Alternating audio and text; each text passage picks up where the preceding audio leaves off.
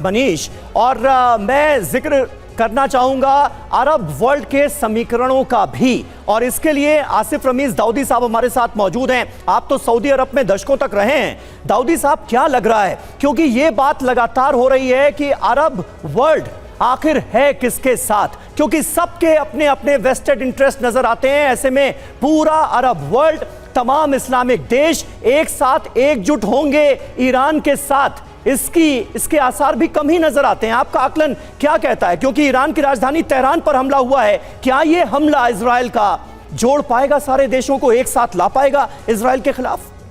समीर भाई, सबसे पहले मैं बताऊं कि ये जो हमला हुआ है ज़ाहिर है ईरान के तेहरान के अंदर, ये एक बहुत बड़ी डेवलपमेंट है। और आप जो कह रहे हैं कि क्या अरब वर्ल्ड को ये इकट्ठा कर सकता है कि नहीं, ये ज़माने से ये चीज़ें आ रही हैं सामने, लेकिन अभी जो मैंने देखी है उस रीजन में रहते हुए चीज़ों को जो समझी है, मुझे लगता है कि किसी थर्ड वर्ल्ड वॉर या वैसा कोई बहुत बड़ा रिएक्शन दूसरे अरब वर्ल्ड की तरफ से देखने को अभी नहीं मिल सकता। लेकिन चूँकि एक किसी भी कंट्री की सोवरेनिटी पे अगर बात आती है, जब वहाँ आप कुछ इस तरह के ऑपरेशंस करते हैं तो उस वक्त एक रीज़न मिलता है लोगों को सपोर्ट करने का। आप देखें कि किस तरह से इजराइल अभी चुप्पी साधे हुए है, क्योंकि आपने देखा होगा कि 6 महीने पहले आईसीजे की तरफ से भी और अलग अलग, चाहे यूनाइटेड नेशंस की बात करें या जितनी भी बड़ी कम्युनिटीज़ इंटरनेशनल फोरम्स पे, ये कहा जा रहा है कि इजराइल ने लगातार वायलेशंस करी हैं कई वॉर से रिलेटेड मुद्दों पे।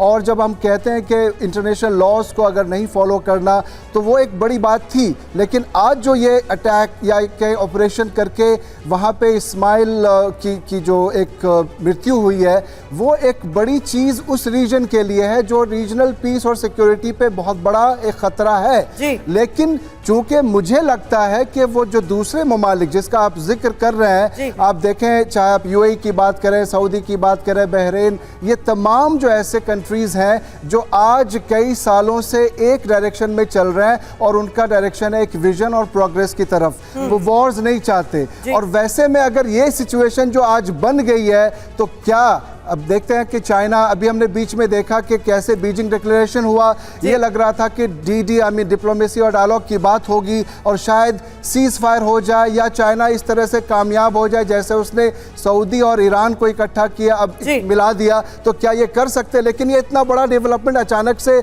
जब आ गया है तो ये एक बहुत बड़ी बात होगी। इसलिए मुझे लगता है पहले ये मंथन की जाएगी, इनको बहुत बड़ी स्ट्रेटेजी बनानी पड़ेगी, तब जाके ये करना होगा। लेकिन वॉर की और जो आप कह रहे हैं उस पर मुझे लगता है यहाँ हर कोई अग्री भी करेगा कि हालात अचानक से बदल गए इस पूरे रीजन में, इसीलिए इस पर चर्चा हो रही है कि आगे होगा क्या।